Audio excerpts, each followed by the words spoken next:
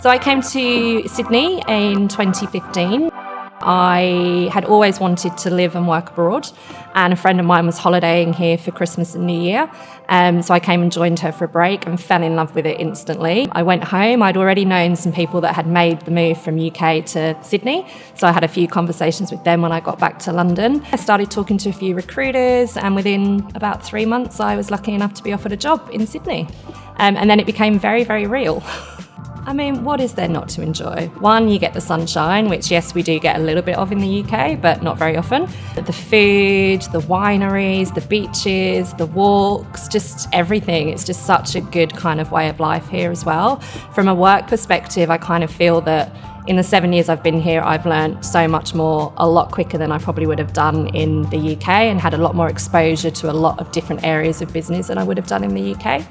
I think one of the things the Aussies, or I can say we now, and me, because I am Australian, it's the work-life balance I think they've got really nailed.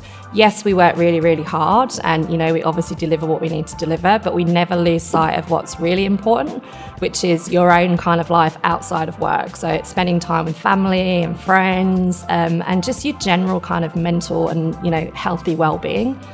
It's hard, obviously, leaving family and friends and making that big move. And I think one thing that has made that worse in the last few years is COVID and not being able to travel. I'm fortunate enough, I went back to visit my family a couple of months ago for quite an extended period. One thing technology is really good at is that you can keep in touch with them. The time difference is manageable. And I'm on WhatsApp, FaceTiming, Skype, all of those kind of platforms. My nephew's got me on WhatsApp, so I get 25 different messages from him every day that I wake up. So it's really easy to keep in contact. I mean, nothing beats face-to-face, but you do have options. So the media industry here is very similar to that in the UK, but also very different at the same time, if that makes sense. It's similar in the way that agencies are structured, the kind of work that you do, and the clients that you deal with, but it's very different in terms of size of market and also how many kind of media vendors you deal with. So in the UK, you could be dealing with hundreds of television stations and multiple print and magazine suppliers, whereas here it's much more condensed. But also it's still a very fragmented marketplace as well. So the size of the market is also very different. It's much smaller here, which means obviously client budgets are smaller than you're probably used to dealing with in the UK. It took me a while to not keep adding decimal points to budgets here, but it means that you get a bit more creative and you have to kind of plan to those budgets, and you just kind of utilize everything you have and work with media partners to get the best that you can for the dollars that you have. I think prospects for career progression for me personally have been a hell of a lot better in such a short space of time than in the UK. I've been in media for 15 plus years, and I feel like I've kind of excelled quicker here in 7 years than I would have done staying at an agency in the UK.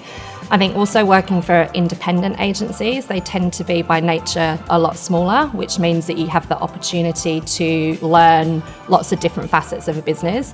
So whilst I am head of media, which means implementing and planning and trading media campaigns, I'm also involved in growth and new business. So I do pitching, which is quite scary. Also involved in financial and commercial, and we get quite a lot of visibility on revenue and all of that kind of stuff as well. So definitely lots of different areas that I wouldn't have got that exposure to as quickly. What I love most about working in Australia is the growth that I've had over such a quick amount of time. I'm also quite lucky to have worked for several different agencies here that have all had really great leadership who really care about their people and want to make sure that, yes, whilst you're doing your job, you're actually looking after yourself as well. The experiences I've had, the people I've met, you have to put yourself out there when you move to a different country. Especially I moved over on my own, so I knew absolutely nobody. So I had to do those awkward social gatherings and all of those weird and wonderful things, but it's definitely worth it. My advice for anyone thinking of moving to Australia, or Sydney in particular, is do it. 110% do it. It's probably the hardest but best decision I think I've ever made in my whole life. Hard because you're leaving family and friends and having to kind of restart a life somewhere else, but the best decision because I've met so many amazing people, I've had such great opportunities, and I've got fantastic friends from it as well.